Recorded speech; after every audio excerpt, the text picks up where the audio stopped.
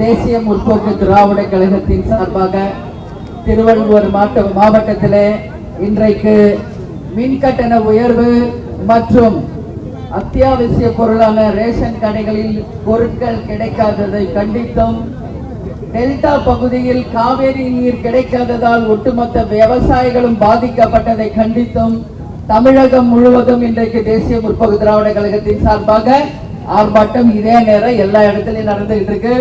தமிழகம் முழுவதும் இன்றைக்கு ஆர்ப்பாட்டம் நடத்தும் தேசிய முற்போக்கு திராவிட கழகத்தை சேர்ந்த அனைத்து மாவட்ட செயலாளர்கள், கழக நிர்வாகிகள், தொண்டர் அனைவருக்கும் தேமுதிக சார்பாக எங்கள் நன்றிகளை தெரிவிச்சுக்கிறோம். இந்த ஆர்ப்பாட்டம் யாருக்காக நடக்குது? நம்ம மக்களுக்கான ஆர்ப்பாட்டம்.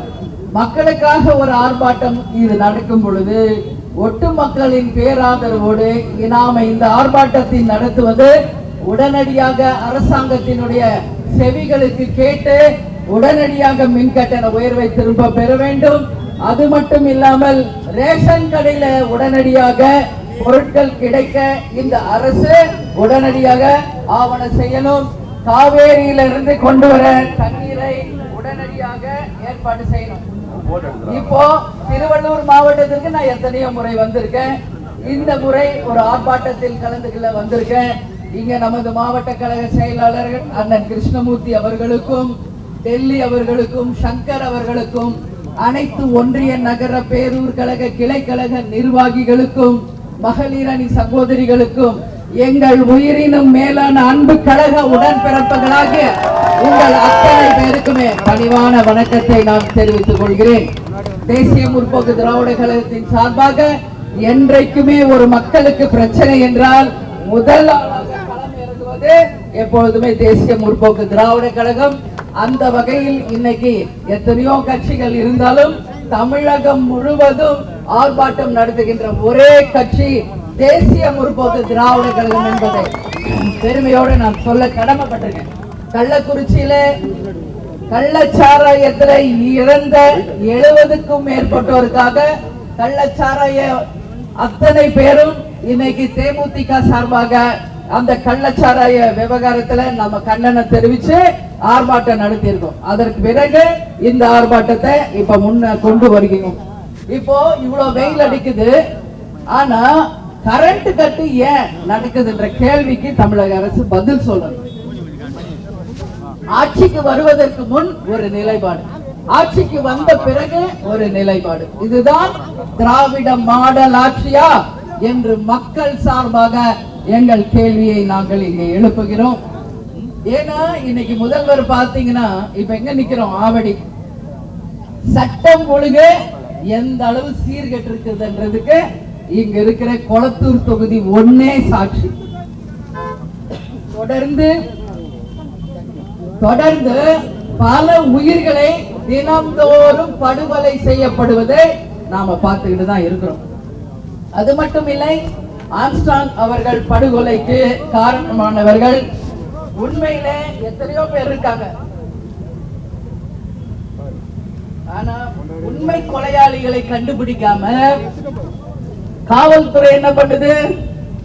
ஒரு ஏவல் துறையாக மாறி சம்பந்தம் இல்லாதவங்களை எல்லாம் கைது பண்ணி இந்த வழக்கிலே கொண்டு வந்து இணைக்க பார்க்கிறார்கள். இந்த கொலை வழக்குக்கு முழு காரணம் ஆளும் கட்சியான திமுக தான் என்பதை ஒட்டுமொத்த மக்கள் சொல்லும் பொழுது அதை திசை திருப்பும் வகையாக இன்னைக்கு எல்லா கட்சியும் அதுல கொண்டு வந்து சேர்க்கணும் என்று ஒரு கயவுத்தனத்தை செய்றீங்களே ஆளுங்கட்சி. உங்களுக்கு வெக்கம், மானம், சூடு, சொரணையே இல்லையா? இன்னைக்கு திமுக என்னன்னு தமிழக மக்களுக்கு தெரியும். எப்பெல்லாம் உங்க ஆட்சி வருதோ அப்பெல்லாம் சட்ட ஒழுங்கு சீர்கேடுதான். எப்பெல்லாம் திமுக ஆட்சி வருதோ அப்பதான் கொலை வழக்குகள் அதிகமாக பதியப்படுகிறது. கள்ளச்சாராயம் ஒரு பக்கம், டாஸ்மாக் ஒரு பக்கம், கஞ்சா விற்பனை ஒரு பக்கம். இதுதான் திராவிட மாடல் ஆட்சியா என்று மக்கள் சார்பாக என் கேள்வியை இங்க நான் எழுப்புறேன். இப்போ எதுவுமே இன்னைக்கு அத்தனை கட்சியும் வந்து இந்த கொலை வழக்குல கொண்டு வரணும்னு பிளான் பண்றாங்க. சம்பந்தமே இல்லாத அத்தனை கட்சியும் இந்த கொலை வழக்கில் கொண்டு வர பார்க்கிறார்கள். தேசிய முற்போக்கு திராவிட கழகத்தை பொறுத்த வரைக்கும் கேப்டன் அவர்கள் இந்த கட்சியை ராணுவ கட்டுப்பாட்டிற்கு கொண்டு வந்திருக்கிறார். எந்த ஒரு மக்கள் பிரச்சனை நம்ம மக்கள் துணை போக மாட்டேங்குது. இன்னைக்கு ஒரு பஸ் உடைக்கணும், லைட் உடைக்கணும், இது வரைக்கும் இந்த 20 வருஷம் ஆகும்போது எங்கேயாவது தேசிய முற்போக்கு திராவிட கழகம் மக்களுக்கும் நமது அரசாங்கத்தின் உடைமைகளோ சேதப்படுத்தி இருப்பார்களா? நம்ம தலைவர் மறந்த அன்னைக்கே எத்தனையோ லட்சம் பேர் வந்தாங்க. ஒரு சின்ன அசம்பாவிதம் எங்கேயாவது நடந்திருக்குமா? அப்படிதான் இந்த கட்சியை தலைவர் வழி நடத்தியிருக்கார், கொண்டு வந்திருக்கிறார். இன்னும் எத்தனை ஆண்டு காலமானாலும் தேசிய முற்போக்கு திராவிட கழகம் அப்படிதான் இருக்க போகுது. அப்படி இருக்கும் பொழுது நமது திருவள்ளூர் நகர செயலாளர் மணிகண்டனை எப்படி இந்த வழக்கில் நீங்க முன்னு கொண்டு வரீங்க? இதை நாங்கள் நிச்சயமாக தேசிய முற்போக்கு திராவிட கழகத்தின் சார்பாக வன்மையாக எங்களுடைய கண்டனத்தை தெரிவிக்கிறோம். கேட்டா விசாரணைக்கு கூட்டு போனோம், விசாரணையில எந்த ஒரு நிரூபணமும் ஆகாதனால அவரை வெளியே விட்டுட்டாங்க. இன்னைக்கு கொலை என்றாலே எந்த கட்சின்றது இந்த உலகத்துக்கு தெரியும். எதுக்கு தேமுதிக உள்ள கொண்டு வரீங்க? உங்களுக்கு உண்மையிலேயே தைரியம் இருந்தா அதை நிரூபிக்கணும். சும்மா இருக்கிற எல்லார் கட்சி மேலேயும் கொலை வழக்க போட்டு ஏதாவது திமுக உத்தமர்கள் அப்படின்னு நிரூபிக்க பாத்தீங்கன்னா மக்களுக்கு தெரியும் இங்க எந்த கட்சி உண்மை கட்சி, எந்த கட்சி மக்களுக்கான கட்சி என்பதை நிச்சயமாக அவங்களுக்கு தெரியும். இன்னைக்கு மின்கட்டண உயர்வு தமிழகம் முழுவதும் நிலை குலைய செய்திருக்கிறது. ஒரு பக்கம் மின்கட்டண உயர்வு, ஒரு பக்கம் அத்தியாவசிய பொருள் உயர்வு, ஒரு பக்கம் ரேஷன்ல பாமாயிலும் கிடைக்கிறது இல்ல, பருப்பு வகையும் கிடைக்கிறது, எதுவுமே கிடைக்கிறது இல்ல. வெளியே போய் வாங்கணும்னா ஒரு கிலோ இன்னைக்கு 70 ரூபாய் 100 ரூபாய் வரைக்கும் ஒரு கிலோ அரிசி கொண்டு போறீங்க. அப்ப என்ன ஆட்சிங்க நடக்குது? 1000 ரூபாய் கொடுக்குறோம், 1000 ரூபாய் கொடுக்குறீங்களா? வெக்கமா இல்லையா உங்களுக்கு? அந்த 1000 ரூபாவை கொடுத்துட்டு ஒவ்வொரு குடும்பத்தின் சார்பாக இன்னைக்கு 1 லட்சம் ரூபாய் கடனை அவங்க தலையில சுமத்துனதுதான் இந்த திமுகவினுடைய சாதனையை ஒழிய வேற ஒண்ணும் கிடையாது. நீங்க எல்லாம் அம்மா 1000 ரூபாய் கிடைக்குதுன்னு யாரும் பெருமைப்பட்டுக்காதீங்க, சந்தோஷப்பட்டுக்காதீங்க.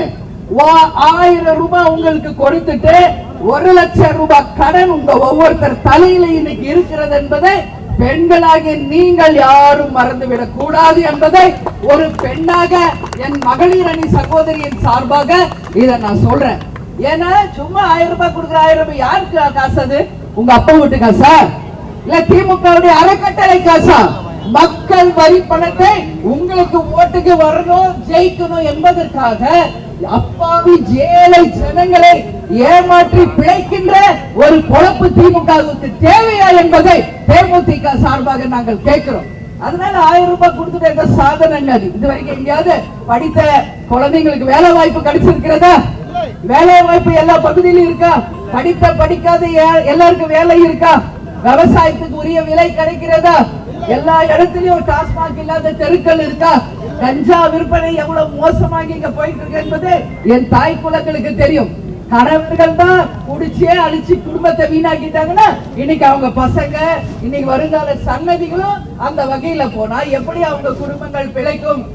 அதனால ஒரு 1000 ரூபாவை கொடுத்துட்டு ஒரு குடும்பத்தின் மூலம் இன்னைக்கு ஒரு மாசத்துக்கு 20,000 30,000 திரும்ப இந்த கவர்மெண்ட் டாஸ்மாக் மூலமா, கஞ்சா மூலமா, எல்லா விலைவாசி உயர்வு மூலமாக திரும்ப எடுத்துக்கிட்டு இருக்காங்க என்பதை நீங்க யாரும் மறந்துடக்கூடாது.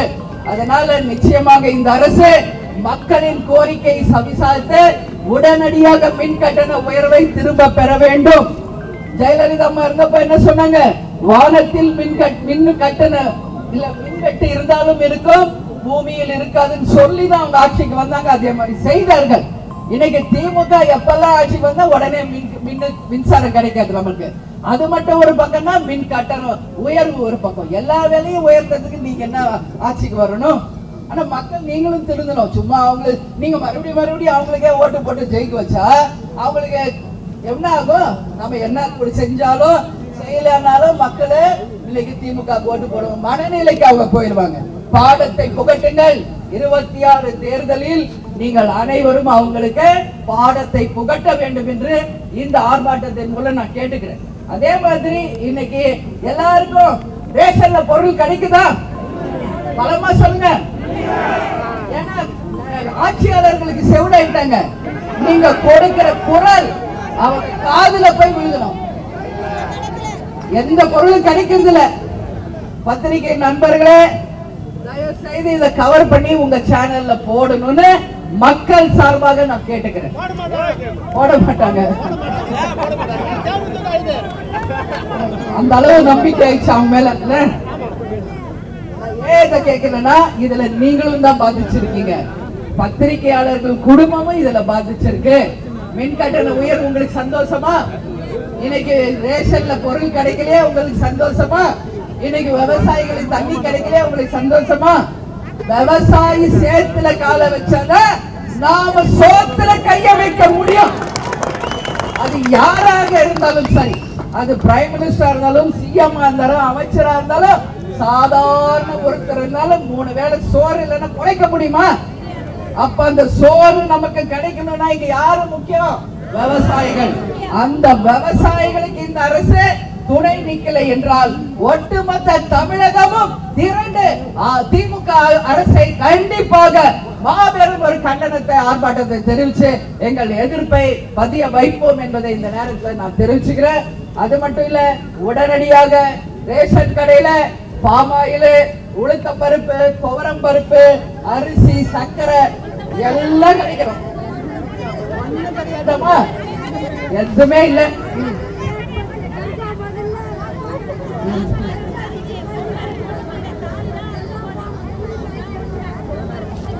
தயவு செய்து பெண்கள் முறையிடுவதை முதலமைச்சர் கவனத்துக்கு கொண்டு செல்ல வேண்டியது பத்திரிகையாளர்களாக உங்களுக்கு மாபெரும் ஒரு பொறுப்பு இருக்கிறது என்பதை எங்கள் தாய் குலங்களின் சார்பாக நான் கேட்டுக்கொள்கிறேன். இதுக்குதான் நம்ம கேப்டன் என்ன சொன்னாரு? வீடு தேடி ரேஷன் வரும் என்று சொன்னார். தலைவர் நமது கேப்டன் அவர்கள் தான். வீடு தேடி ரேஷன் பொருள் என்னவா சொல்லுங்க.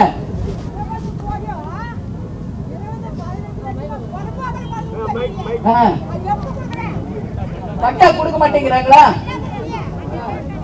முதல்ல சோறே தர மாட்டேங்க, அவன் எங்க பட்டா தர போறாங்க உங்களுக்கு? இல்லம்மா, நீங்க எல்லாரும் எதை நம்பி பொழிச்சுக்கிறீங்க? ரேஷனை நம்பி தானே? ஆமாவா இல்லையா? அதுலயே உங்களுக்கு கொடுக்க வேண்டிய பொருளை கொடுக்காதப்போ அவங்க கிட்ட பட்டா கொடுக்கல, வேலை கொடுக்கலன்னு கேட்டா என்ன நியாயம் அவங்க கொடுப்பாங்க? ஒரு நியாயமும் இங்க கிடைக்காது. அதுக்குதான் உங்ககிட்ட நான் கேட்கிறேன், அவங்களுக்கு நீங்கள் பாடத்தை புகட்டுவீர்களா?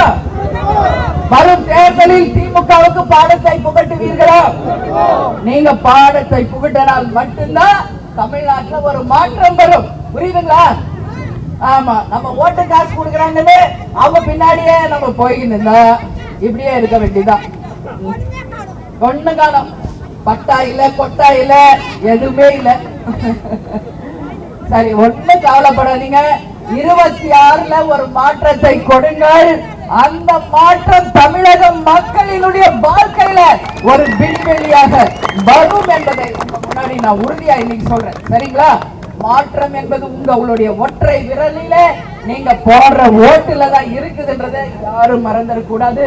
அதே மாதிரி நீங்க பாருங்க, கர்நாடகால இருந்து 1 டிஎம்சி தண்ணீர் டெய்லி தரணும்னு சொன்னாங்க. அதே தர முடியாதுன்னு கர்நாடக அரசு சொல்லுச்சு. ஆனா இன்னைக்கு இயற்கை தெய்வம் நம்ம பக்கம் துணை நிக்கிறாங்க, இயற்கை எண்ணெய் நம்ம பக்கம் துணை நிக்கிறாங்க. எல்லாம் இன்னைக்கு கர்நாடகா, ஆந்திரா, தமிழ்நாடு எல்லா இடத்திலும் அதிகமாக மழை வந்ததன் காரணமாக தமிழகத்திற்கு வேண்டிய தண்ணீர் தானாக வந்து இன்னைக்கு நிரம்பி இருக்கிறது. அதுதான் தெய்வம். கேப்டன் அடிக்கடி என்ன சொல்வார்? அரசன் நன்று கொள்வான், தெய்வம் நின்று கொள்ளும் என்று தலைவர் அடிக்கடி சொல்றது இதுதான். நீ என்ன 1 டிஎம்சி தர்றது என் தமிழக மக்களுக்கு? நான் கொடுக்கிறேன்னு தாய் எங்களுடைய பூமாதேவியும் நம்மளுடைய மழையை வந்து வாரி இன்னைக்கு வழங்கி இருக்காங்க தமிழ்நாட்டுக்கு. அதனால நிச்சயம் நல்லது நடக்கும் என்றால் நடக்கும் என்பதை நீங்க எல்லாரும் புரிஞ்சுக்கணும். அதே மாதிரி இன்னைக்கு பாருங்க, கரும்புக்கு வந்து ஒரு டன்னுக்கு 4000 ரூபாய் தருகிறோம் என்று சொல்லிதான் ஆட்சிக்கு வந்தாங்க. தேர்தல் அறிக்கையிலையும் அதை சொன்னாங்க. ஆனா இப்ப 4வது வருஷம் நடக்குது, ஒரு 4000 ரூபாய் இன்னைக்கு வரைக்கும் கிடைக்கல. எத்தனாவது வருஷம் நடக்குது? 4வது வருஷம். வருஷத்துக்கு 1000 ரூபாய் கொடுத்திருந்தா கூட இந்த 4 வருஷத்துல 4000 கொடுத்திருக்கமா முடிவதா? அப்போ இவங்களுக்கு மனசு இல்லை, பொய் வாக்குறுதிகளை கொடுத்து மக்களை ஏமாற்றுகிறார்கள் என்பதை நீங்க யாரும் மறந்துவிடக் கூடாது. அதே மாதிரி நம்மளுடைய மீனவ மக்களுக்கு இந்த ஆட்சியில எந்த பாதுகாப்புமே கிடையாது. நேற்று பாத்தீங்கன்னா திருவள்ளூர் பொன்னேரி வட்டம் லைட்டஸ் குப்பை பகுதியில இரவு சுமார் 2 மணிக்கு படகுகள் இருக்கிற இடத்துல வலைகள் இருந்து நெருப்பு வருது. எங்க இருந்து மீன் பிடிக்கிற வலையில இருந்து நெருப்பு வருது. யார் வைக்கிறாங்க நெருப்பு? வானத்துல இருந்து வருது நெருப்பு. எல்லாமே இந்த திமுகவினுடைய சூழ்ச்சி. இன்னைக்கு ஒரு பக்கம் மீனவர்களுக்கு நாங்கள் பாதுகாப்பும்பாங்க, இவங்களை நம்ம மீனவ வலைகளுக்கு புகை வச்சு எரிச்சு விடுறது இவங்க தான். அப்போ அதை நம்பி வாழ்கின்ற மக்கள் எப்படி வாழ்வாங்க? 50 மீனவர்களின் வலைகளில் மொத்தம் 80 லட்சம் ரூபாய் இன்னைக்கு அவங்க இழந்திருக்கிறாங்க. உடனடியாக இந்த அரசு அந்த மீனவர்களுக்கு உரிய அந்த வலையை உடனடியாக பெற்று தந்து அவர்கள் வாழ்வாதாரத்திற்கு ஒரு நிச்சயமாக நியாயம் கிடைக்க செய்ய வேண்டும் என்பதை இந்த கூட்டத்தின் வாயிலாக நான் முதல்வரை கேட்டுக்கொள்கிறேன்.